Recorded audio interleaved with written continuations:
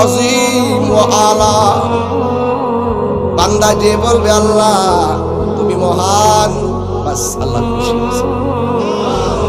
নাকে দিয়া যেন পানি না ঢুকে, নাকের মধ্যে তুলা ঢুকাইব কত মায়া। কান দিয়া যেন পানি না ঢুকে, কানের মধ্যে তুলা ঢুকাইব কত মায়া। গরম পানি দিবে না, বেশি ঠান্ডা পানিও দিবে না, কুসুম গরম জল দিবে কত মায়া। পুরাতন জামা পরাবে না, নতুন জামা কিনবে কত মায়া। আস্তে করে স্টিলের কাঠের মধ্যে শোয়াবে কত মায়া। লাশটা ওজন হওয়ার পরও কাঁধের মধ্যে কষ্ট কইরা নিবে কত মায়া। জানাজার মাঠে হাজার হাজার মানুষ নীরবে দাঁড়িয়ে থাকবে কত মায়া। কবরের মধ্যে আস্তে করে নিয়ে শোয়াইবি কত মায়া। বাঁশগুলো আস্তে আস্তে দে, চাটাইগুলো আস্তে আস্তে দে, মাটিগুলো আস্তে আস্তে দে কত মায়া। এই মায়ার বন্ধন কেবলমাত্র মুসলমান হওয়ার। আজকে ফুফুর কাছে আজরাইল আসছে, ফুফুর পাশে আপনজন বসা, ফুফুর পাশে আপনজন বসা।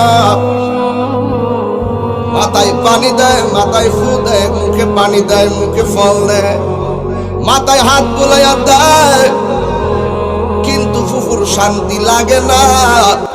কারণ দরজার মধ্যে একজন দাঁড়ায় রয়েছে।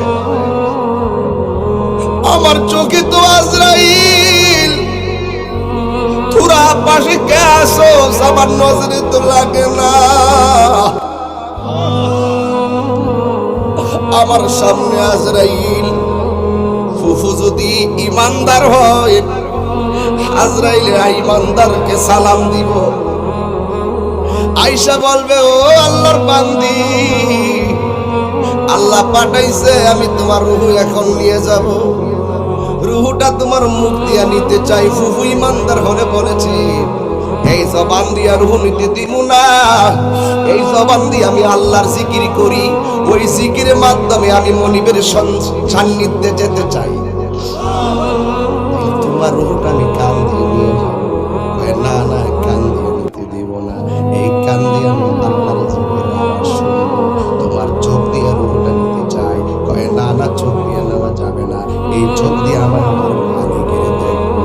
এবার আজরাইল আল্লাহরে ডাক দিয়ে বলবে আল্লাহ তোমার বান্দির রূহটা কেমনে নিব? আল্লাহ বলবে আজরাইল আমার প্রেমিকের রূহ যদি নিতে চাও, তোমার হাতের তালুর মধ্যে আমি আল্লাহর ইসমে জাতের নাম, সে যে নামে আজরাইল, সঠিক সময় শীতলাই তোমার ঘরে হইব দাখিল। কত কাকুতি মিনতি করবা তুমি